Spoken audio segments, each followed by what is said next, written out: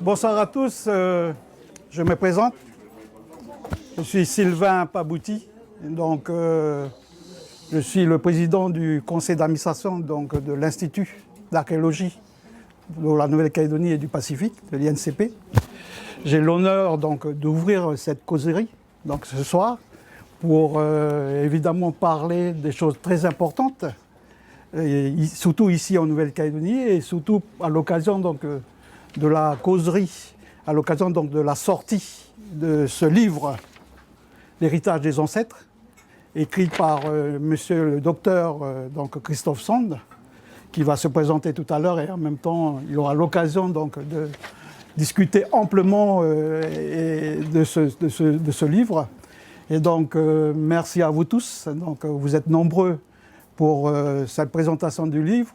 Je voulais en même temps remercier Calido Livre pour cet espace, pour cette causerie, puisque ça permet à l'INCP, à cet institut-là, qui régulièrement sort des livres, je dirais, assez techniques, très scientifiques, évidemment, puisqu'il faut être sérieux dans ce pays, mais en même temps, ça nous permet à cette occasion-là de vulgariser un petit peu tout ce qui est assez difficile d'emblée à connaître, etc., à savoir. Voilà.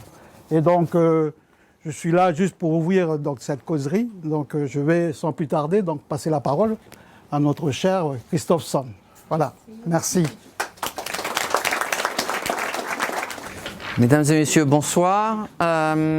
Si je parle comme ça, tout le monde m'entend? Ok, très bien. Bon. Moins fort. Oh, ok. Ma femme me dit toujours que je parle trop fort, donc voilà. Voilà. Je vous remercie beaucoup de vous être déplacés ce soir pour le lancement, grâce à Calido Livre, de cette petite plaquette. Ce projet est un projet qui a mis énormément de temps à se finaliser. Je dois avouer qu'arrivé à un moment donné, je m'étais dit qu'il devait y avoir un mauvais œil autour de ce projet, parce que cette plaquette aurait dû sortir il y a très longtemps. Puis en fait, maintenant que c'est sorti, je me dis que tout ce temps où ça a traîné, c'était peut-être plus du bien que du mal, parce que entre-temps, l'IANCP a eu quelqu'un de formé, c'est Wilder Laurent qui est au fond là, qui a repris la mise en page, avec qui on a travaillé sur la mise en page. Donc c'est une production d'un ex-IANCP avec l'équipe de l'IANCP qui poursuit sur un projet qui en fait est un projet dont la genèse remonte à 2002. Certains d'entre vous se souviennent peut-être qu'en 2002, le feu département archéologie, l'ancêtre de l'IANCP, avait à l'époque organisé une conférence archéologique internationale à Koné et à Nouméa pour le cinquantenaire de la fouille du site archéologique de Lapita. Et à l'époque, la Nouvelle-Calédonie avait donné les moyens, fait ce qu'il fallait pour qu'on puisse inviter des représentants de toute l'ère culturelle du Lapita. Et donc, on avait des représentants officiels de la Nouvelle-Guinée, des îles Salomon, du Vanuatu, de Fidji, de Wallis-et-Futuna, de Tonga et de Samoa. Et du coup, c'était quasiment la première conférence archéologique du Pacifique où il y avait autant de représentants océaniens, pas que des spécialistes pour la plupart européens, mais là, on avait véritablement une voix océanienne. Et le dernier après-midi de la conférence à la CPS, dans les locaux de la CPS, s'était engagée une discussion que moi, j'avais jamais vue avant dans l'archéologie du Pacifique, où les océaniens, tour à tour, s'étaient exprimés sur ce qu'eux, ils attendaient de l'archéologie. Et un des éléments qui était ressorti de ça, c'était que Ben, les archéologues, vous êtes bien gentils, comme disait le président. Vous n'arrêtez pas de sortir des livres qui sont scientifiques, avec des mots qu'on ne comprend pas et tout et tout. Mais quand est-ce que vous nous transmettez vos résultats de façon beaucoup plus didactique et de façon beaucoup plus facile à assimiler pour monsieur tout le monde? Le département archéologie avait en son temps sorti un certain nombre de plaquettes exactement au même format que celui-ci, déjà avec cette idée de vulgarisation, avec Jacques Bollet et John Wichow et David Barré, que je vois à l'arrière de la salle. Et en fait, dans les discussions après avec les collègues de Fidji, de Vanuatu et de Nouvelle-Guinée, on s'est dit que ce serait peut-être utile de faire une plaquette qui soit centrée uniquement sur l'archéologie de la Mélanésie. Vous savez que les intellectuels remettent aujourd'hui énormément en cause les divisions entre Mélanésie, Polynésie, Micronésie, mais néanmoins, vous avez le fer de lance, vous avez un sentiment d'appartenance de l'ère mélanésienne qui est une réalité. Et donc, je suis parti sur ce projet qui, en fait, se voulait être un projet pour l'ensemble de la région. Et donc, ce document, quand vous allez le feuilleter, vous allez voir qu'il est en français-anglais. Au départ, il devait être en français-anglais Bishlamar. Et puis, la situation, comment j'allais dire, enfin, on a eu des difficultés, pour faire simple, hein, pas polémiquer. Et donc, le texte en Bishlamar que j'avais traduit n'a jamais pu être corrigé entièrement.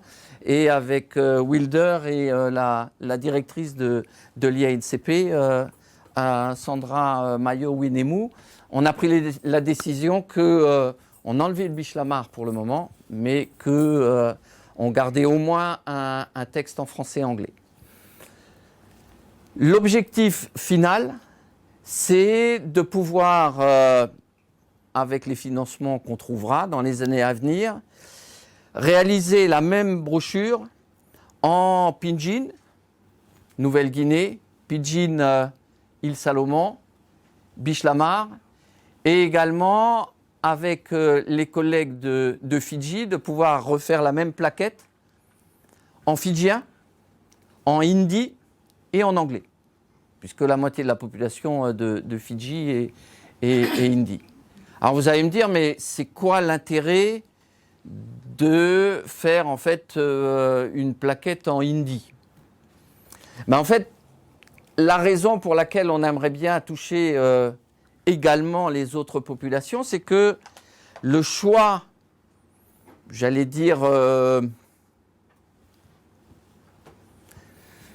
faut que je trouve le bon mot. Laissez-moi 2 secondes. Le choix humaniste qu'on a fait, voilà, c'est ce qu'il y a de plus simple. Le choix humaniste qu'on a fait en préparant ce texte, ça a été de dire que l'histoire, c'est un bloc. L'histoire, c'est quelque chose qui va de l'arrivée du premier homme sur une île jusqu'à hier. Quand vous prenez la plupart des livres d'archéologie, en particulier sur le Pacifique, de même que quand vous prenez la plupart des livres d'histoire sur le Pacifique, vous avez des livres d'archéologie qui font toute la période ancienne et qui précisent bien, on s'arrête à l'arrivée des Européens. Terminé. Le reste est autre chose. Dans les livres d'histoire sur le Pacifique, vous remarquerez que il y a de temps en temps un chapitre introductif d'une vingtaine de pages qui vous présente 3000 ou 5000 ans d'histoire ou 50 000 ans d'histoire. Et puis à partir de l'arrivée des Européens, ça commence à devenir du sérieux, là, c'est de l'histoire, de la vraie. Et donc à partir de là, on commence à faire des choses précises avec des chapitres qui se succèdent. Le choix qui a été fait pour cette plaquette, ça a été de considérer que, quelque part, la boîte de conserve ou la canette que vous avez jetée à la poubelle hier, elle a vocation à devenir un objet archéologique. Vous allez me dire où il veut en venir. Eh bien, je veux en venir au fait que, en fait, dans cette plaquette, il y a l'histoire de la Mélanésie, commençant il y a 50 000 ans et s'arrêtant au XXe siècle. C'est-à-dire qu'on a intégré volontairement les premiers contacts avec les Européens, les conséquences de ces premiers contacts, l'arrivée de nouvelles populations, pour la Calédonie c'est le bagne par exemple, la religion, les déplacements de main-d'œuvre, la Deuxième Guerre mondiale, les canons, en considérant que ça aussi, c'est une partie intégrante de l'archéologie du Pacifique. Une fois que je vous ai donné le cadre, en fait, l'ouvrage, il est divisé en 3 parties. Parce que dans les discussions avec les collègues, il est apparu que très souvent, les Océaniens, les gens dans les îles, ils ont une vision relativement floue de ce que c'est que l'archéologie. Alors c'est un peu de la géologie, il y a un peu de paléontologie, on ne sait pas très bien si vous travaillez sur des fossiles ou sur... Enfin, tout ça c'est un peu flou. Et donc on s'est dit que le premier chapitre, ce serait une présentation dans les termes les plus simples que j'ai réussi à sortir de comment ça fonctionne l'archéologie. Comment on trouve des sites, quels sont les éléments qui font un intérêt archéologique, comment on fait des fouilles, comment on étudie le matériel qu'on a trouvé dans les fouilles, comment on fait des datations, comment on étudie les ossements de poissons, les pollens, les pierres, etc. Aujourd'hui, l'ADN, avec comme objectif, dans cette première partie, de donner une information qui est de l'ordre de la vulgarisation scientifique du métier. Avec l'espoir qu'une fois que le lecteur il a compris de quoi il en retourne, en fait, la suite devienne relativement logique. Pourquoi j'insiste là-dessus ? Eh bien parce que, même si pour la plupart des gens dans la salle, ça semble quelque chose d'évident, dans la réalité, pour l'immense majorité des Océaniens, l'idée même d'une chronologie, c'est quelque chose qui coule pas de source. Vous pouvez parler en termes de nombre de niveaux généalogiques, vous pouvez parler en termes de vos grands-pères, arrière-arrière-grands-pères, arrière-arrière-arrière-arrière-grands-pères, vous pouvez vous référer à des personnages importants dans vos traditions orales, mais de là à faire quelque chose qui soit de conceptualiser le temps de façon mathématique, comme le fait l'archéologie, eh bien, il n'y a même pas un fossé, il y a un gouffre. Et ce gouffre, c'est un des challenges les plus difficiles à surmonter pour les archéologues qui travaillent dans le Pacifique.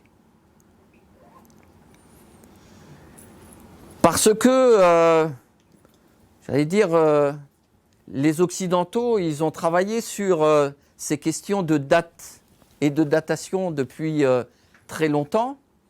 Eh bien, remonter dans le temps de façon mathématique, ça semble une certaine évidence. Il y a 2000 ans, c'était Jésus-Christ, il y avait les Romains, voilà.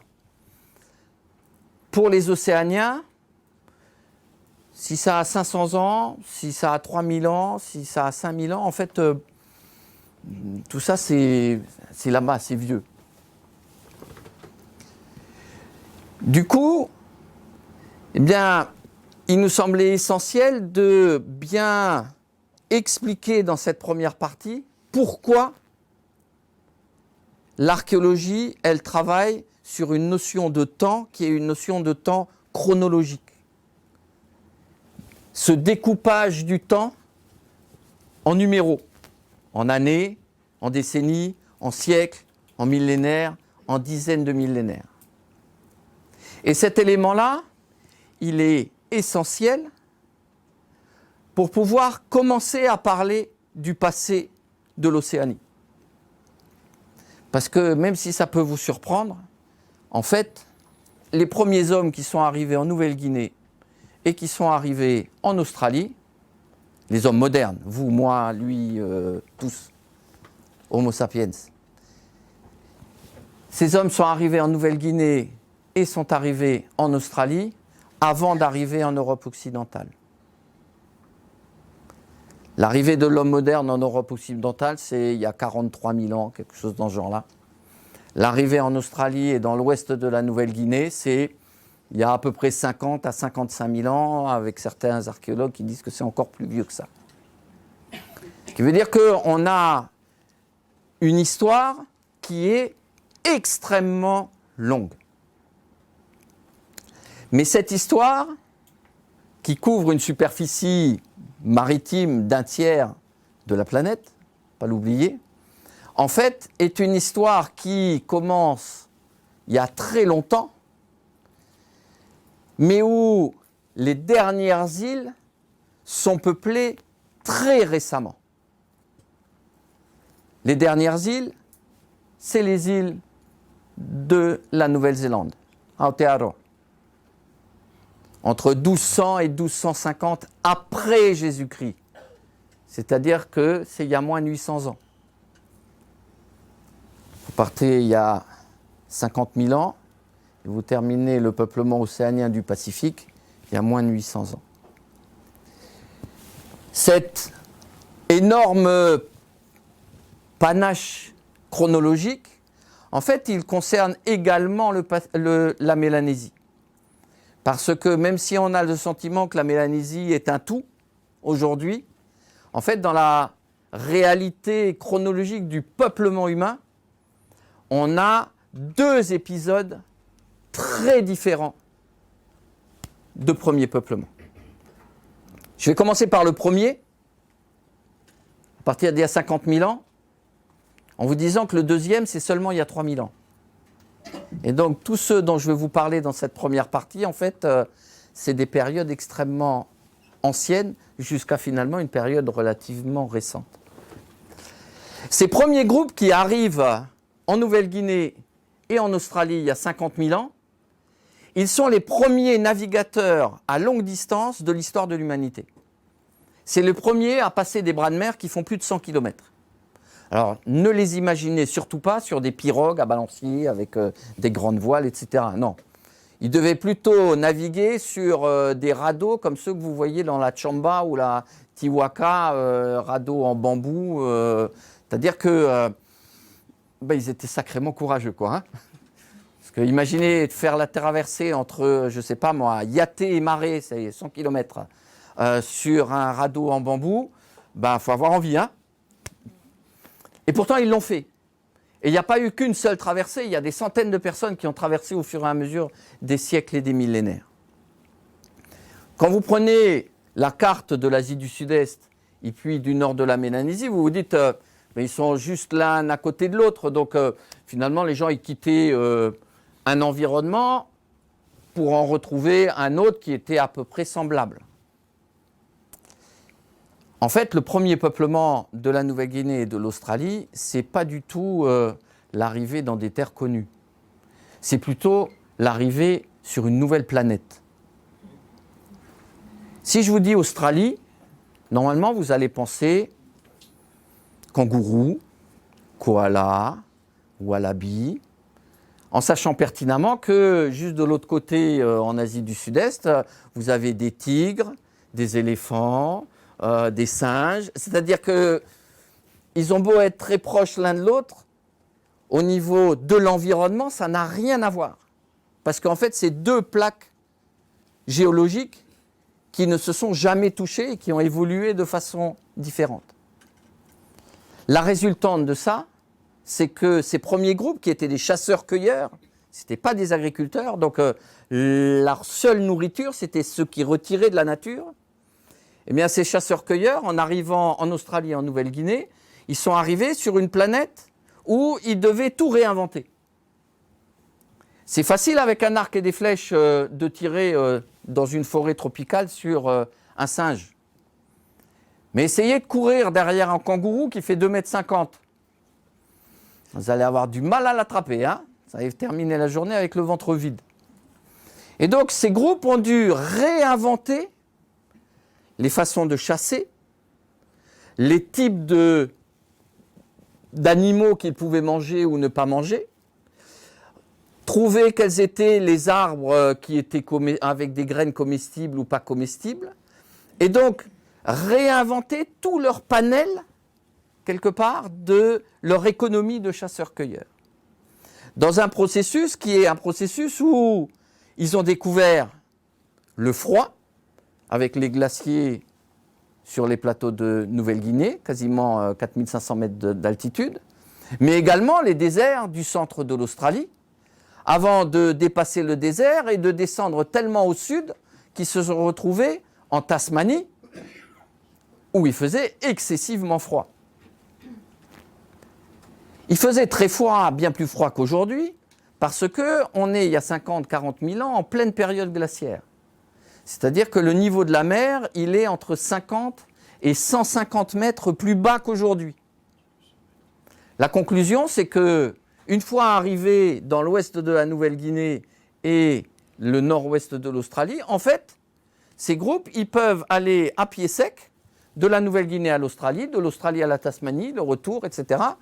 Et ils peuvent s'installer dans des endroits qui sont aujourd'hui impossibles à habiter, comme par exemple la Grande Barrière de Corail. Il y a 40-30 000 ans, la Grande Barrière de Corail ressemblait en fait à Maré ou à Lifou. Les groupes qui arrivent dans l'est de la Nouvelle-Guinée actuelle, à force d'expérimentation, finissent par se rendre compte que, en fait, il y a des arbres qui sont utiles et puis d'autres qui sont totalement inutiles ou qui sont empoisonnés. Et allez savoir pourquoi,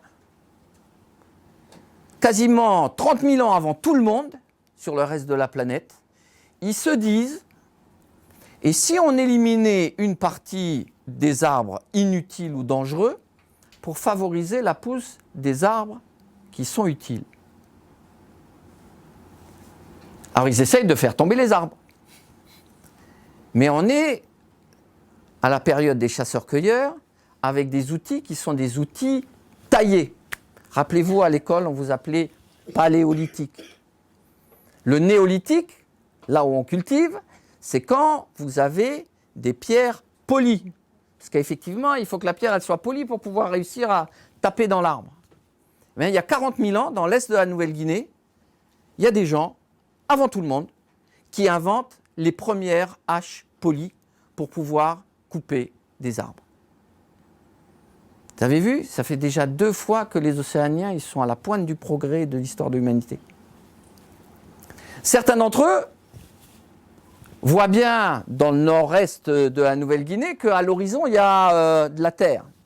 Et donc, ils vont refaire des radeaux et ils vont rentrer sur les premières îles de la Mélanésie insulaire. C'est-à-dire qu'ils vont quitter un sous-continent pour la première fois, rentrer réellement dans le Pacifique. Ça se passe il y a à peu près 40 000 ans. Et il va leur falloir, à ce qu'on sait aujourd'hui, à peu près 10 000 ans pour arriver jusqu'au sud des îles Salomon.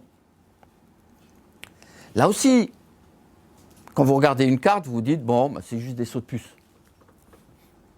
En fait, dans la réalité, c'est une catastrophe économique. Pourquoi ? Parce que les îles, c'est plus petit qu'un continent, et donc la diversité animale et végétale est plus réduite que sur des très grandes îles ou des sous-continents. Pour vous donner une idée, en Nouvelle-Guinée, vous avez à peu près 600 espèces majeures d'oiseaux. Quand vous passez à la première île de l'archipel de Bismarck, la Nouvelle-Bretagne, vous passez à 80 espèces d'oiseaux. C'est-à-dire que vous perdez quasiment 85% de votre diversité juste pour les oiseaux. Et du coup, ces populations qui sont les premiers vrais insulaires vont avoir à s'adapter à ces environnements moins riches et ils vont faire un certain nombre d'inventions. La première invention, c'est qu'ils vont se dire « Oui, mais là-bas sur la grande île, il y a des animaux qui sont vachement utiles, sauvages bien entendu, qu'on n'a pas ici. Alors on va retourner sur la grande île et puis on va aller prendre des couscous, mâles-femelles, on va prendre des grandes roussettes, mâles-femelles, puis on va les ramener, puis on va bien regarder s'ils font des gosses, puis une fois qu'ils auront fait des gosses, on les laissera s'envoler.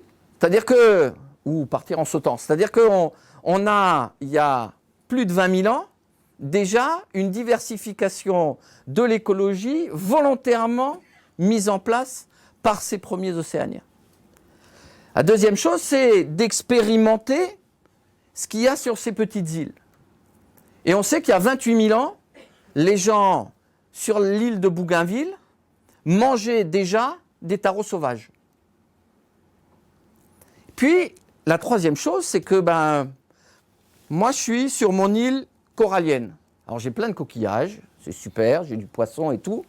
Mais alors, des cailloux pour faire des outils, à pas.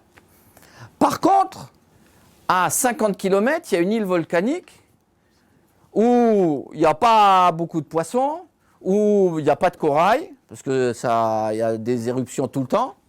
Mais par contre, il y a du basalte, de l'obsidienne, du verre volcanique, c'est-à-dire des outils de la matière première qui permet de faire d'excellents outils. Il y a 20 000 ans, dans la région, les gens décident, dans l'archipel de Bismarck, que ceux qui ont plus de coquillages, ils vont échanger leurs coquillages avec ceux qui ont de l'obsidienne ou du basalte. Et donc, un des fondements de ce qu'est l'identité océanienne au sens large, c'est-à-dire des sociétés d'échange, les prémices de cette idée de l'échange entre îles et entre groupes émergent dans l'archipel de Bismarck il y a déjà 20 000 ans. Tout ça aurait pu rester tranquillement en l'état, avec des groupes qui, arrivés au sud des îles Salomon, sont allés naviguer un petit peu plus loin, mais se sont rendus compte que les îles étaient tellement petites qu'on ne pouvait pas y survivre en chasseur-cueilleur, donc ils sont arrêtés. Et donc tout ce que je vous raconte là, ça fonctionne jusqu'aux îles Salomon, mais Vanuatu, Calédonie, Fidji, c'est vide, il n'y a personne. Ça aurait pu durer très longtemps si on n'avait pas eu une catastrophe, j'allais dire, climatique. Il y a 15 000 ans, la température commence à se réchauffer. Et au fur et à mesure des millénaires, ça se réchauffe de plus en plus. Résultat, les calottes des pôles fondent. Résultat, la mer monte. Résultat, ça ne fonctionne plus comme avant. Et les gens vont devoir à nouveau s'adapter. Cette adaptation, elle va se faire, entre autres, avec des groupes sur la Grande Terre de Nouvelle-Guinée qui vont explorer les hauts plateaux de la Nouvelle-Guinée qui sont dégagés de leur glace et de leur neige, 2000-2500 mètres d'altitude, et qui vont se rendre compte que dans ces espaces, il y a des tubercules sauvages qui poussent, mais il y a des tubercules qui visiblement aiment plus l'eau, d'autres tubercules qui aiment plus les terres sèches, et vous vous doutez bien que dans ces vallées où il y avait des glaciers, c'est extrêmement humide. Et il y a 8000 ans, il y a des gens qui se disent, mais si on favorisait la pousse de ces tubercules qui ont l'air des mélos, en drainant une partie de ces limites de fond de vallée. Le drainage entraîne le processus de mettre en terre et pas seulement de retirer des tubercules sauvages. Et donc, vers 8000 avant Jésus-Christ, 7000 avant Jésus-Christ, sur les hauts plateaux, les gens inventent une nouvelle économie, qui est une économie agricole, mais une économie agricole qui est tournée autour des tubercules. C'est ni le riz, ni le blé, ni l'orge, c'est les tubercules. Avec d'autres domestications, en particulier, pas encore, en particulier la banane et la canne à sucre. Et cette société mi-chasseur-cueilleur, mi-agricole va se répandre à travers l'archipel de Bismarck et une partie de la Nouvelle-Guinée, alors que, maintenant que la Nouvelle-Guinée est définitivement séparée de l'Australie, les aborigènes, eux, vont rester chasseurs-cueilleurs jusqu'à aujourd'hui, pour certains. Cette économie néolithique tout à fait originale, qui commence très anciennement, puisque on est à peu près la première domestication des tubercules sur les hauts plateaux de Nouvelle-Guinée, c'est à peu près la même date que la domestication du riz en Chine et un tout petit peu avant la domestication du blé dans le croissant fertile. Alors je ne vous parle même pas de l'Europe parce qu'eux ils sont retardés. Il faudra attendre encore un certain nombre de millénaires avant qu'ils deviennent agriculteurs. Mais ce processus est un processus qui est mondial. C'est-à-dire que partout sur la planète, les sociétés deviennent des sociétés agricoles durant cette période. Et une des régions où on a un foyer de néolithisation, c'est assez loin de nous, c'est le sud-est de la Chine. Et ces populations du sud-est de la Chine développent une tradition néolithique qui s'appuie culturellement sur un certain nombre de nouvelles traditions et un ensemble de langues. Cet ensemble de langues, il est appelé par les linguistes l'ensemble austronésien. Ces groupes, parce que partout dans le monde, à partir du moment où les gens deviennent agriculteurs, ils font plus de bébés parce qu'ils savent mieux calculer combien il va y avoir à manger et donc on a une augmentation de la population. Certains de ces groupes austronésiens vont se répandre vers le Vietnam, mais d'autres vont traverser le détroit de Formose pour aller s'installer sur Taïwan. Ce processus de traversée, en fait, il va se faire avec l'invention d'un nouveau moyen de navigation, c'est le fût de la pirogue avec un balancier qui rend l'embarcation beaucoup plus stable.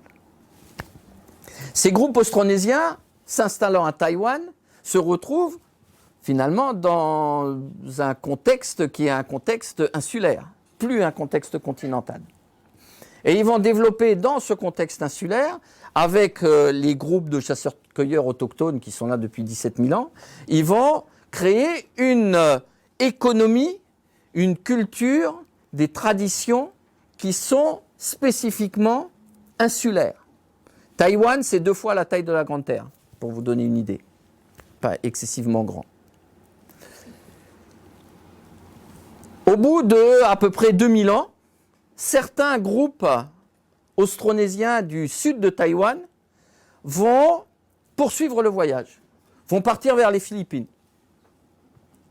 Ils partent vers les Philippines avec un bagage culturel qui est un bagage culturel néolithique adapté à des environnements insulaires. C'est-à-dire qu'ils partent avec des formes de poterie bien particulières, ils partent avec des haches, des formes de haches bien particulières, ils partent avec le riz mélangé au taro, ils partent avec une cosmogonie, une façon de penser le monde qui est issus de Taïwan, et puis ils partent avec leur langue.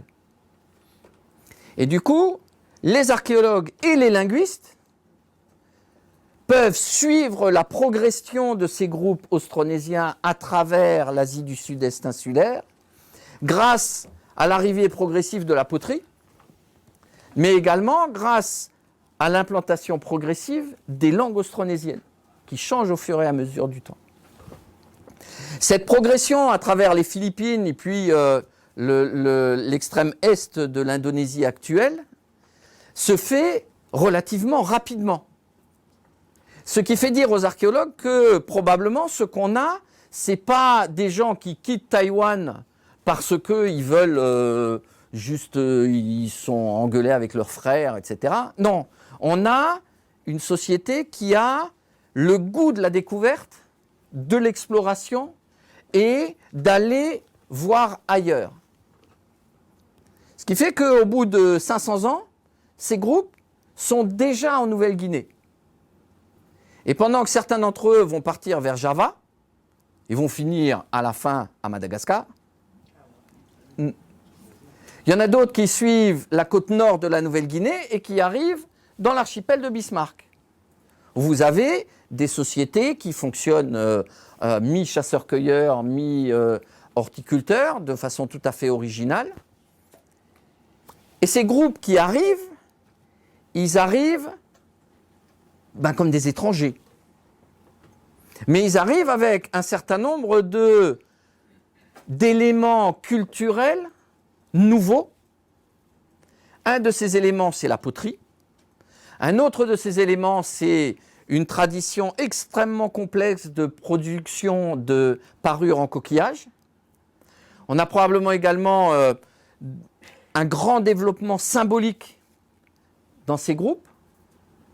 Et puis, un nouveau moyen de navigation, c'est la pirogue à balancier. Et il va se créer, dans l'archipel de Bismarck, une espèce de mélange entre ces anciennes traditions que je vais appeler papous et les traditions de ces arrivants austronésiens. Et de ce melting pot plus ou moins réussi, va émerger vers 1350-1400 avant Jésus-Christ les prémices d'un nouvel ensemble culturel. Et cet ensemble culturel, il nous concerne en premier chef parce qu'il est avant tout, d'un point de vue archéologique, matériel, il est marqué par l'apparition d'un objet reconnaissable entre tous, c'est la poterie, mais avec des décors extrêmement fins dessus, pointillés, que tout le monde connaît sous le terme de poterie lapita. La tradition de la poterie, elle vient d'Asie du Sud-Est. La tradition de ces décors est probablement un mélange entre des traditions de tatouage, des traditions qui étaient fabriquées sur des nattes, des tapas, etc. Et puis un certain nombre de motifs qui étaient, autochtones à l'archipel de Bismarck. Du coup, on est avec une nouvelle culture, un nouvel ensemble culturel qui, en fait, se place pas dans un contexte d'ethnicité, c'est-à-dire qu'il ne représente pas un groupe ethnique ou racial particulier, mais il couvre aussi bien des gens ayant une très forte origine asiatique, que des gens étant quasi à 100% papous, que tous les mélanges entre eux, tous les métis entre eux. Et c'est cet ensemble culturel lapita qui, d'une façon relativement logique, va, à partir d'environ 1200-1250 avant Jésus-Christ, quitter l'archipel de Bismarck pour partir vers le sud, Bougainville, les autres îles Salomon, mais avec un moyen de navigation qui est bien plus adapté à la haute mer, mais surtout avec une culture qui est une culture de l'exploration. C'est-à-dire qu'on a sur ces pirogues des gens qui sont habitués déjà depuis 3500 km à avoir sur leur pirogue des tarots, des ignames, des bananiers, des cannes à sucre, des cochons, des poules, pour certains des chiens, et pour tous, le rat, effectivement.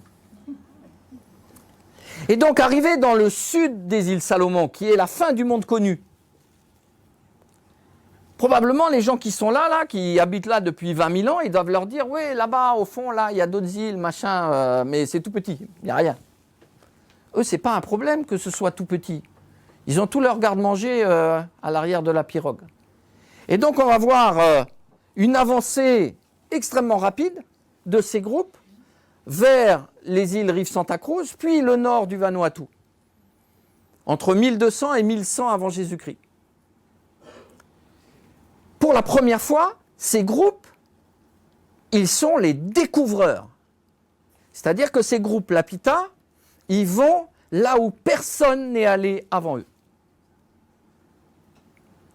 Vous vous doutez bien que les premières pirogues qui sont arrivées à Santo, une grande île, si leur objectif c'était juste de trouver une nouvelle île, ils auraient pu rester à Santo pendant 600 à 700 ans sans se marcher sur les pieds, tellement l'île elle est grande. Mais en fait, à peine ils ont trouvé Santo, que la génération suivante, il y a déjà des membres de la famille qui sont à Effaté. Puis la génération suivante, il y a déjà des gens qui sont à Anatome. Et puis, à force d'explorer dans différentes directions, il y a quelqu'un qui finit par tomber sur Maré. Puis à force de tourner autour de Maré pendant quelques semaines, il y a quelqu'un qui finit par repérer les montagnes de la Grande Terre. Et donc, ce peuplement est un peuplement Lapita extrêmement rapide quand on considère les distances. C'est un peuplement où les gens, là, il n'y a personne pour les informer où est l'île suivante. C'est-à-dire que c'est à eux de trouver. Et parce que c'est des petits groupes, en fait, ils sont en relation permanente les uns avec les autres. C'est-à-dire qu'on a des villages, des petits hameaux, mais on sait pertinemment qu'à 200 km, il y a les cousins qui sont là-bas, que si on a besoin de se marier, c'est là-bas qu'il faut aller chercher quelqu'un. Et on a des gens qui se déplacent de façon extrêmement régulière. Le lien jusqu'à la Nouvelle-Guinée, il est indirectement gardé. Et on en a la preuve archéologique en Calédonie et à Fidji. Parce qu'à l'île des Pins, dans le premier site Lapita, ainsi qu'à Lapita, le site qui a donné son nom à la tradition, on a trouvé des petits fragments d'obsidienne, de verre volcanique, qui viennent de Nouvelle-Bretagne.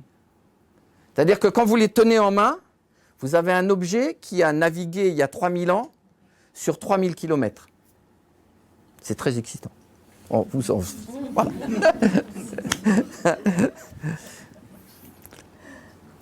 Le peuplement, Lapita, il aurait pu s'arrêter là.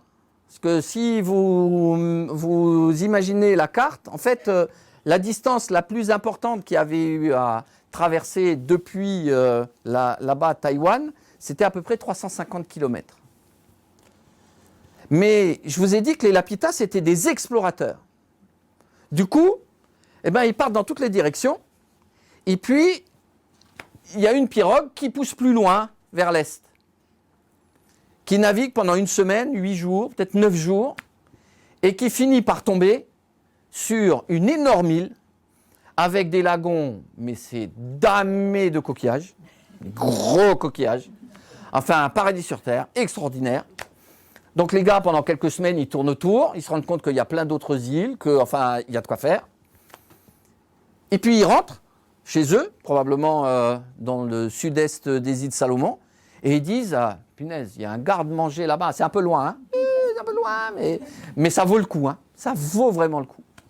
Ce qui fait que vers 980-950 avant Jésus-Christ, max, vous avez le peuplement de Fidji, et une de ces pirogues, partie, on le sait, du sud-est des îles Salomon, va s'arrêter à Fidji, va explorer plus loin et va finir par tomber sur Tonga. c'est-à-dire qu'elle va rentrer dans ce qu'on considère aujourd'hui la Polynésie, et ces groupes vont peupler, au cours des générations suivantes, l'ensemble de l'archipel de Tonga, Samoa, Wallis, Futuna, pendant qu'il y en a d'autres qui circulent à droite et à gauche. C'est là où s'arrêtera le peuplement lapita. Alors la question que vous pouvez vous poser logiquement, c'est si on a un peuplement semblable dans le sud de la Mélanésie et en Polynésie occidentale, pourquoi aujourd'hui c'est des gens qui ont l'air différents? Ben, la réponse, c'est qu'il y a eu l'histoire. C'est-à-dire que le premier peuplement, ce n'est pas la fin de l'histoire. Ce n'est pas parce que des gens ils arrivent sur une île que ben voilà, ils vont faire comme leur père y faisait, et puis leurs petits-fils ils vont faire pareil. C'est-à-dire que la vision ethnographique de la coutume comme cette espèce de masse extrêmement... un bloc culturel duquel les gens ne peuvent pas sortir est totalement faux. Au contraire, dans le Pacifique, sur les îles, l'histoire est une histoire extrêmement dynamique. Vous arrivez sur une île, vous êtes le premier. Quel va être votre problème? Le premier problème que vous allez devoir résoudre, l'eau. Ben, ça tombe bien, vous avez compris depuis très longtemps que quand vous arrivez à un récif et que vous voyez une passe dans un récif, ça veut dire qu'au bout de la passe, il y a de l'eau.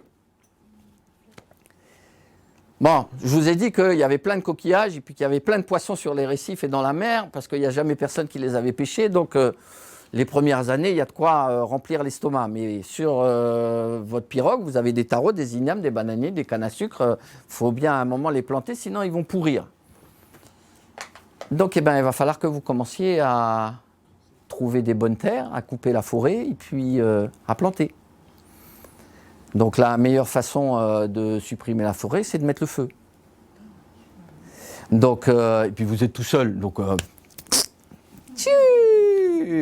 plus ça brûle, mieux c'est. C'est que dans le Pacifique, il n'y a quasiment pas de feu naturel. Ça veut dire qu'une forêt primaire en milieu tropical, c'est entre 1 mètre et 1,50 m d'humus. L'humus, il tient grâce aux racines des grands arbres. Si vous brûlez tous les arbres, il n'y a plus de racines qui tiennent. Premier cyclone, tout ça, ça part dans les plaines, dans les vallées, et puis ensuite dans la mer. Mais en attendant que cette catastrophe écologique elle arrive, parce que ben, c'est allé vite sur les toutes petites îles, mais ça a mis probablement plus d'un millénaire sur la Grande Terre à arriver, ben, vous découvrez que quand vous rentrez dans les forêts, il y a plein d'animaux que vous ne connaissiez pas. Il y a des très grands lézards, il y a des crocodiles, il y a des oiseaux qui font 30 kilos. Vous avez sur la Grande Terre des notous géants. Vous avez des cagous géants. Bah, eux, ils n'ont jamais vu de prédateur. Donc, vous imaginez le grand oiseau qui est grand comme ça, là? Petit. Allah! Enfin, la dinde de Noël que ça fait, je ne vous dis pas. Le problème, c'est que vous savez tous que l'homme est un petit peu envahissant. Et du coup, ben, à force de pêcher toutes les tortues sur les petites îles, parfois en 2 mois, il n'y a plus de tortues sur les petites îles. À force de manger le Sylviornis neocaledoniae et de brûler son espace et de laisser les rats courir et manger les œufs, eh ben, en 500-600 ans, il n'y a plus de Sylviornis sur la Grande Terre. Et donc, cette première phase, c'est une phase d'adaptation, mais c'est une phase également où l'homme, eh ben, il impacte sur son environnement pour lui réussir à s'enraciner. Et cet enracinement, il va se faire de façon différente entre le moment où vous êtes sur une toute petite île, je prends Tiga, et si vous êtes dans le bord de mer de la vallée de Koné. Et donc, naturellement, en Mélanésie, ce qu'on va avoir, ça va être très rapidement une diversification culturelle. C'est-à-dire qu'à partir de cet ensemble culturel lapita relativement homogène qui couvrait 4500 km, eh bien, on a rapidement une diversification des langues, une diversification des formes des poteries, une diversification des formes des haches, suivant les types de cailloux ou de coquillages que vous trouvez. Et du coup, eh bien, on a de cette homogénéité d'origine, on a une différenciation qui se met en place.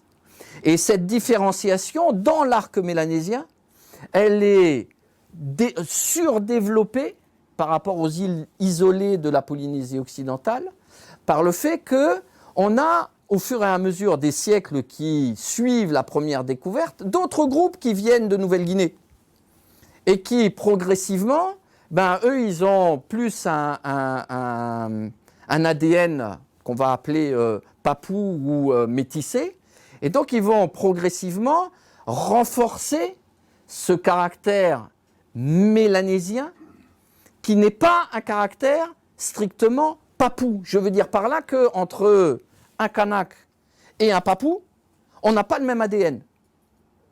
C'est-à-dire que se développe en Mélanésie du Sud un caractère ou des caractères génétiques mélanésiens qui ne sont pas les caractères génétiques papous. Tout ceci pour bien faire comprendre qu'on n'a pas de remplacement de population.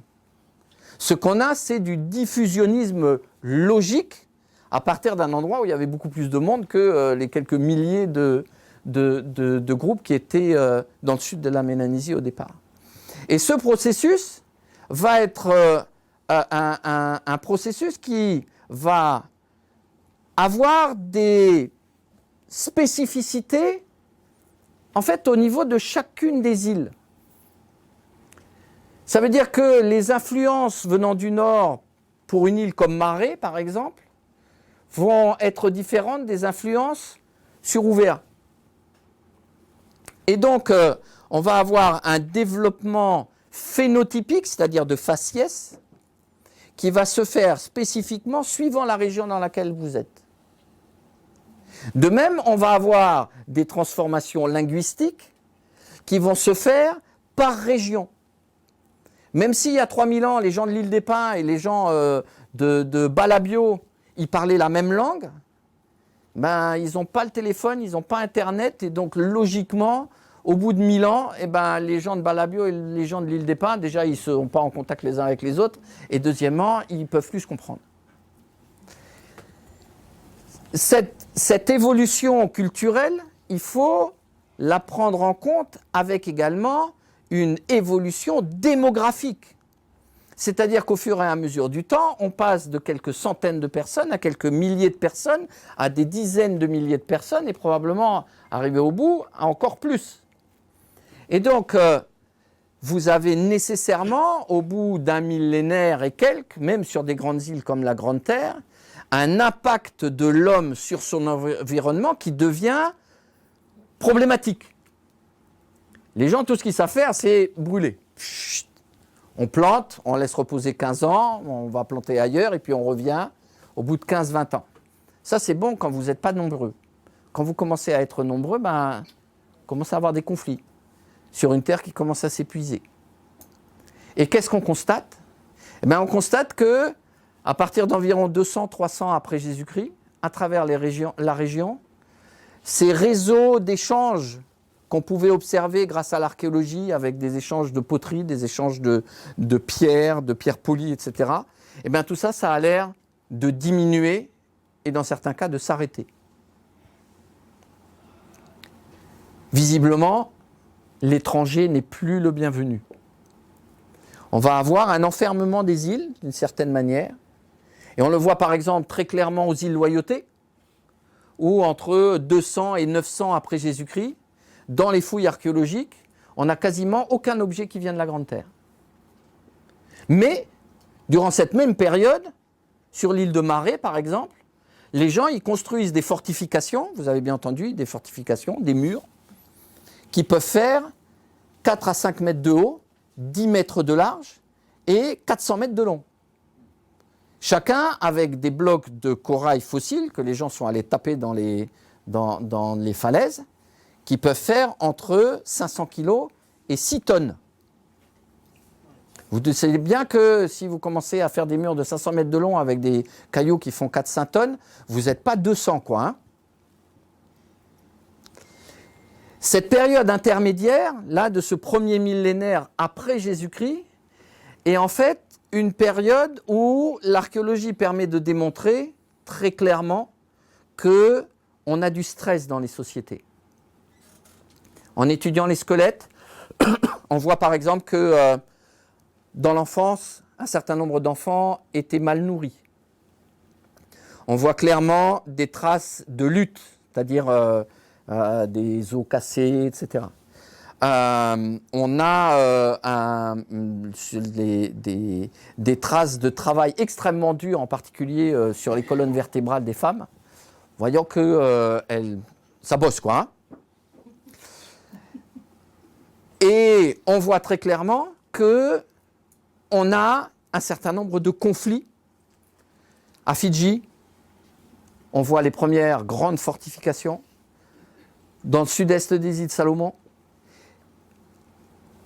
Et la conclusion de tout ça, c'est qu'on est en fait dans une espèce de situation intermédiaire, où la manière d'utiliser l'espace et de penser une île héritée de la période Lapita, en fait, est une manière qui ne marche plus. Donc, quand ça ne marche plus, la première chose qu'on fait, c'est qu'on se tape dessus. Jusqu'au jour où il y a quelqu'un qui dit, bon, peut-être qu'on va essayer de trouver autre chose. Et cette autre chose, ça va être, à travers la Mélanésie, une réflexion sur le foncier et sur la manière de cultiver. Et on va voir, aussi bien à Fidji que sur la Grande Terre calédonienne, qu'au Vanuatu, les gens progressivement, à partir de la fin du premier millénaire après Jésus-Christ, mettre en place, expérimenter des nouvelles techniques de plantation. On est toujours autour du taro et de l'igname. Hein. Ça n'a pas changé.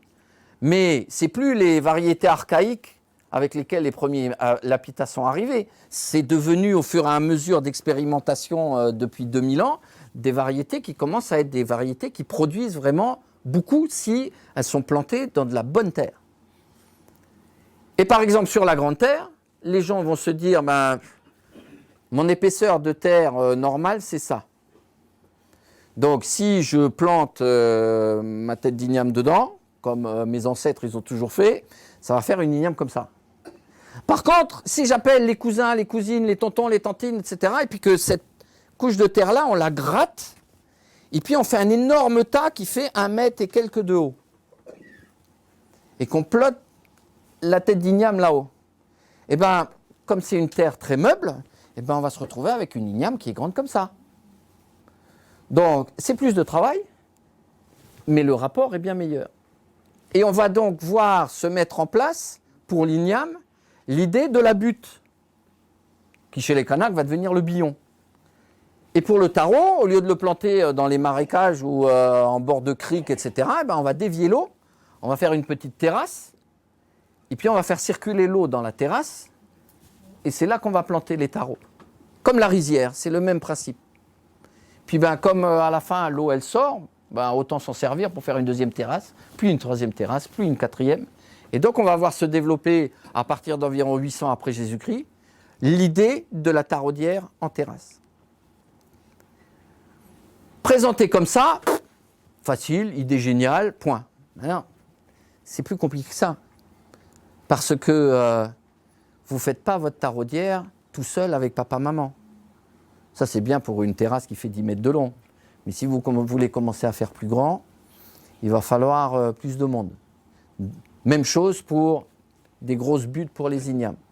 Et donc, ce processus d'intensification des techniques horticoles va entraîner une réorganisation sociale. La famille, ça ne suffit plus. il faut passer à quelque chose de plus grand, ça va être le clan. Et comme on travaille beaucoup, comme on a quand même quelque chose qui est fragile, il faut éviter que les voisins d'à côté ils passent leur temps à venir détruire nos champs. Donc, les ensembles de clans vont se rassembler pour créer l'idée dans la vallée de la chefferie, où tout le monde est solidaire, et où les gens ne se tapent pas dessus les uns les autres. Mais comme on a des structures agricoles, horticoles, qui sont fragiles mais pérennes, eh ben on ne va plus être des semi-nomades comme les gens qui faisaient du brûlis avant, nos ancêtres. On va rester au même endroit tout le temps, puis quitte à faire, autant habiter bien. Donc c'est humide par terre, donc on va rassembler de la terre pour faire un tertre sur lequel on va mettre une case. Et puis le chef, il a le droit à une case qui est plus grande que les autres, donc on va faire un tertre plus grand. Et donc, à travers ce processus, vous voyez émerger une façon totalement différente de s'organiser, de penser le groupe, de penser les alliances et de penser l'occupation de l'espace. Cette émergence-là, c'est à Fidji l'apparition des chefferies fidjiennes. En Calédonie, c'est l'émergence d'un ensemble culturel traditionnel kanak. Et à partir du moment où ça commence à se mettre en place, de façon extrêmement rapide, on voit les gens de la Grande Terre qui recommencent à avoir des relations avec les gens des îles, loyauté, les gens des îles loyauté qui recommencent à avoir des relations avec les gens du sud Vanuatu, les gens du Vanuatu qui recommencent à avoir des relations avec l'ouest fidjien. C'est-à-dire que cette nouvelle façon de penser l'espace, le monde et la société permet de réouvrir les frontières, entre guillemets, de réinventer du lien à grande distance, mais également à petite distance, à travers la zone mélanésienne. Bien entendu, ce processus, il va aussi toucher des toutes petites îles, dont la Polynésie occidentale. On va voir, durant la première moitié du deuxième millénaire après Jésus-Christ, l'émergence de chefferies extrêmement fortes, centralisatrices.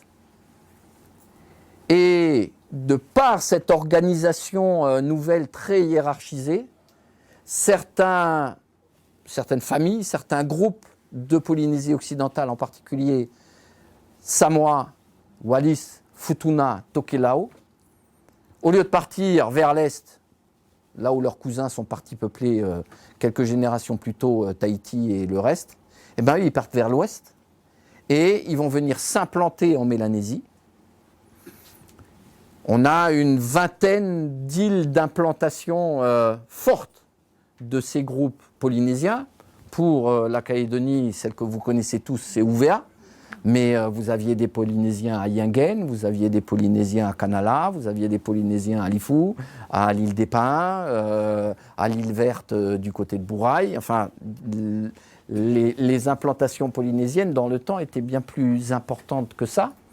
Et ces groupes polynésiens, en fait, ils viennent, de par les alliances qu'ils nouent, ils viennent,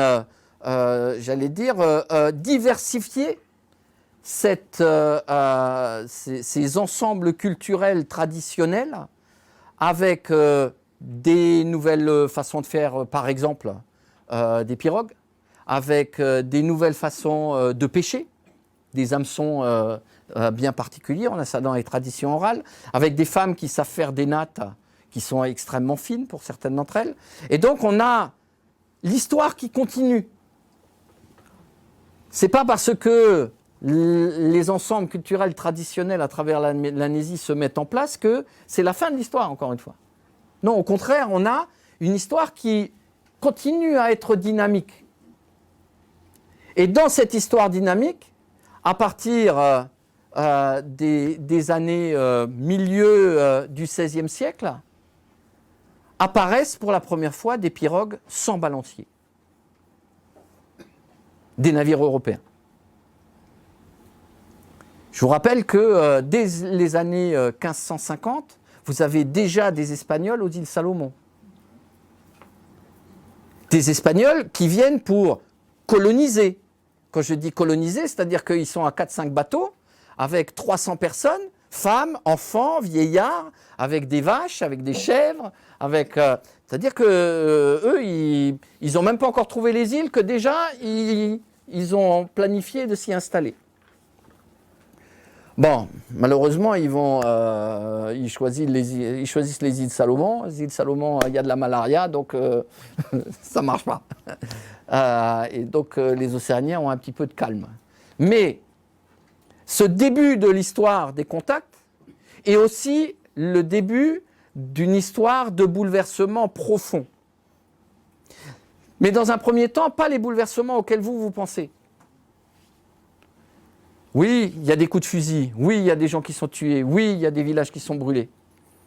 Mais le processus qui s'enclenche à ce moment-là est un processus avant tout médical. C'est-à-dire que ces premiers groupes, ils amènent un certain nombre de maladies contre lesquelles les Océaniens n'ont aucune défense. Je vous ai dit que les gens, ils étaient installés, les Espagnols, ils ont essayé de s'installer avant tout aux îles Salomon. On connaît Quiros en 1606 sur Santo. L'impact indirect de ces courtes installations a probablement influencé la manière dont les sociétés de la région ont évolué au cours des 2 siècles suivants. On voit en effet, d'un point de vue de l'archéologie, que, par exemple, dans tout le nord du Vanuatu, on passe d'un système politique de chefferie hiérarchisé à un système politique qui devient plus égalitaire, avec l'apparition de nouveaux rituels et de ce que les ethnologues appellent les grands hommes.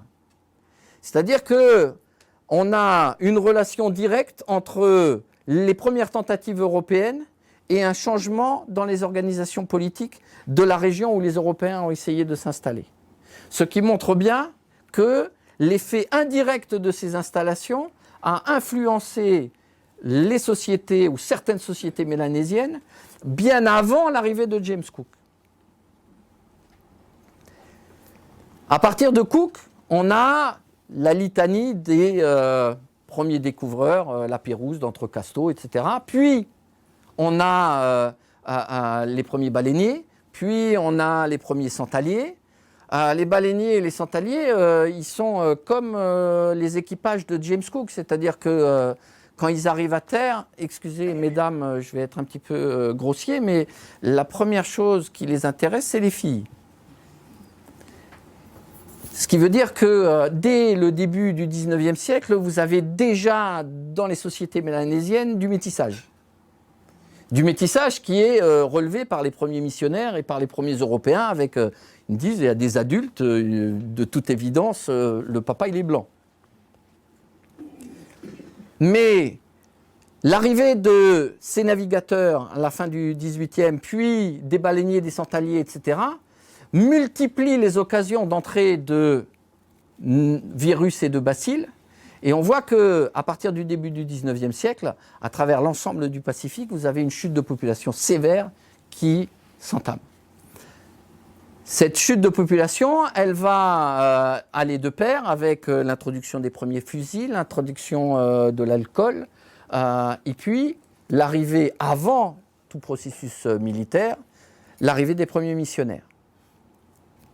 Et les missionnaires, en fait, vont réussir extraordinairement en Mélanésie, à travers le Pacifique plus largement, parce qu'ils arrivent dans des sociétés qui sont frappées de plein fouet par les chutes de population. Et dans le monde océanien, si vous tombez malade, c'est qu'il y a un truc que vous avez mal fait ou alors qu'il y a quelqu'un qui vous a filé des feuilles. C'est pas, les gens, ils n'étaient pas là en train de se dire « Ah, ça, je suis en train de mourir de la grippe ». Non. Et du coup, les missionnaires qui ne savent pas parler les langues, qui ont juste leur Bible avec le Sacré-Cœur et qui essaient d'expliquer comme ils peuvent, eux, leur urgence de missionnaire, c'est que les gens soient baptisés avant de mourir. Et ils voient bien que les gens ils sont en train de mourir. Mais ils ne se rendent pas compte qu'en face, les gens à qui ils parlent, ils entendent parler de mort par ces mecs en noir là tout le temps, ils finissent par se dire mais si on meurt, c'est à cause d'eux. Si, même quand ils n'étaient pas là, en fait, ils ont déjà envoyé les boucans avant pour montrer comme ils étaient forts.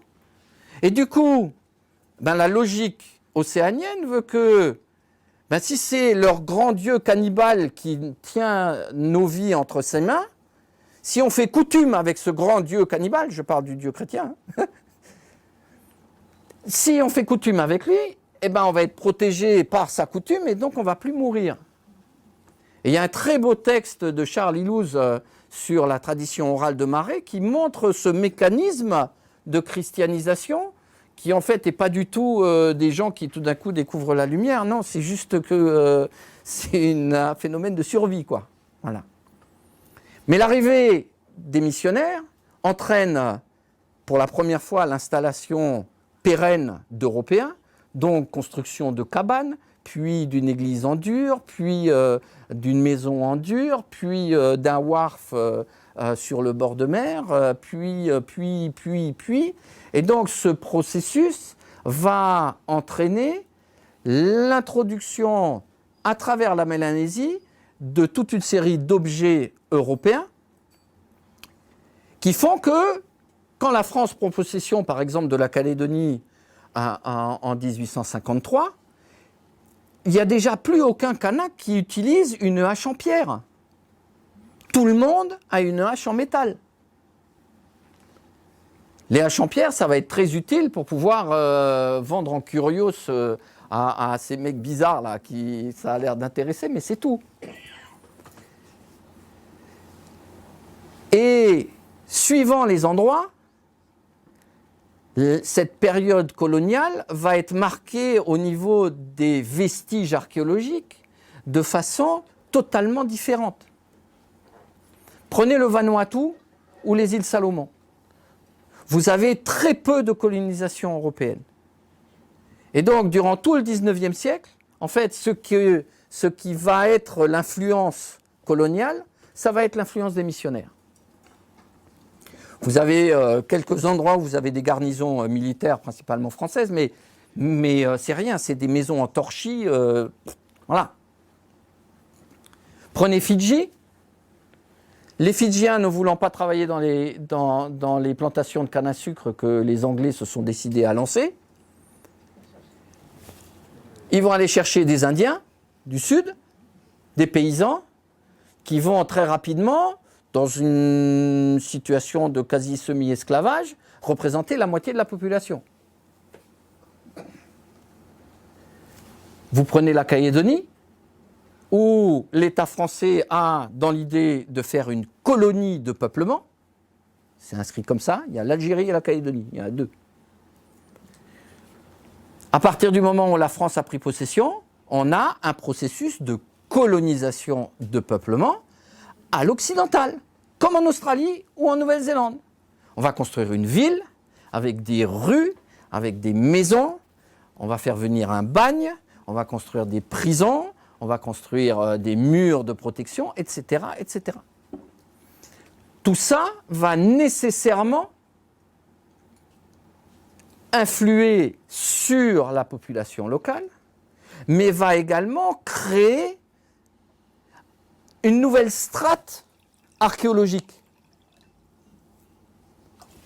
Et cette strate archéologique, quelque part, vous ne pouvez pas la différencier des strates précédentes de l'histoire pré-européenne, parce qu'elle se fait au même endroit.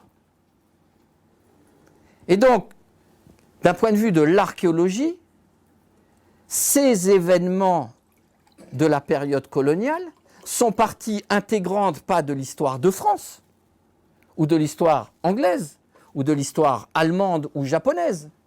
Ils sont partie intégrante de l'histoire des Océaniens et de l'histoire du Pacifique. Parce qu'ils sont là. Parce que quel que soit l'avenir de Fidji ou quel que soit l'avenir de la Calédonie, les traces du bagne, elles resteront là pendant encore 400-500 ans. Et du coup, L'avantage de l'archéologie, à travers les vestiges, c'est de créer une forme de continuum historique qui du coup rentre dans le XXe siècle.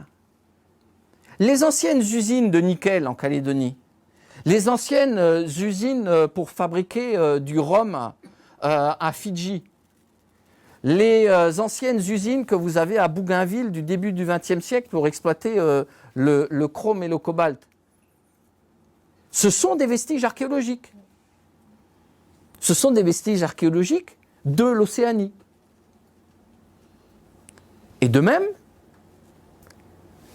je l'ai cité tout à l'heure, les canons de la Deuxième Guerre mondiale, les avions qui sont dans le lagon,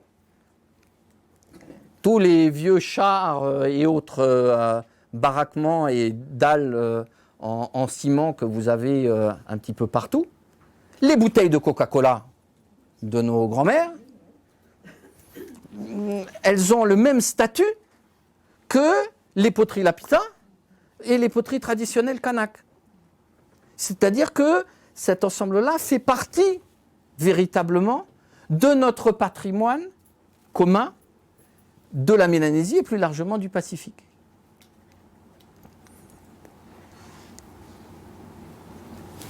Maintenant que je vous ai refait 50 000 ans d'histoire en je ne sais pas combien de temps, je vais conclure simplement, sans le développer, pour vous préciser que dans l'ouvrage, il y a une troisième partie. Et cette troisième partie, on l'a conçue avec l'idée de donner des informations aux gens sur ce que l'archéologie peut apporter comme réponse et ce que l'archéologie ne peut pas apporter comme réponse. Je vais vous en prendre une seule. Si vous fouillez un squelette, une sépulture, ce que les gens ils vont vouloir savoir, c'est pas s'il était vieux, jeune, s'il était en bonne santé, s'il avait mal au dos. Non. Les gens de la tribu à côté, ce qu'ils veulent savoir, c'est il s'appelait comment et on est lié comment. Ben, malheureusement, l'archéologie, elle ne peut pas répondre à ça. S'il n'y a pas la tradition orale pour dire là est enterré un tel du clan un tel du lignage un tel, nous, archéologues, on pourra dire que c'est un homme ou une femme, qu'il avait 25 ou 45 ans, qu'il avait eu bien à manger ou pas bien à manger quand il était enfant, qu'il était en bonne ou en mauvaise santé, mais on ne pourra jamais donner son nom. On ne pourra jamais dire de quel clan et de quelle chefferie il est. L'ADN, il ne va pas jusqu'à la personne sur de l'ADN ancien. Rappelez-vous que ce qui reste, c'est juste de l'ADN dans les os. Et donc, que la manière dont fonctionne le traitement de l'ADN ancien, c'est qu'il faut répliquer les brindilles d'ADN qu'on a réussi éventuellement à récupérer dans un os, dans le pétrus, un os particulier de l'oreille. Et c'est trop aléatoire pour espérer pouvoir aller jusqu'à un lignage et jusqu'à une famille. Par contre, on peut le dater.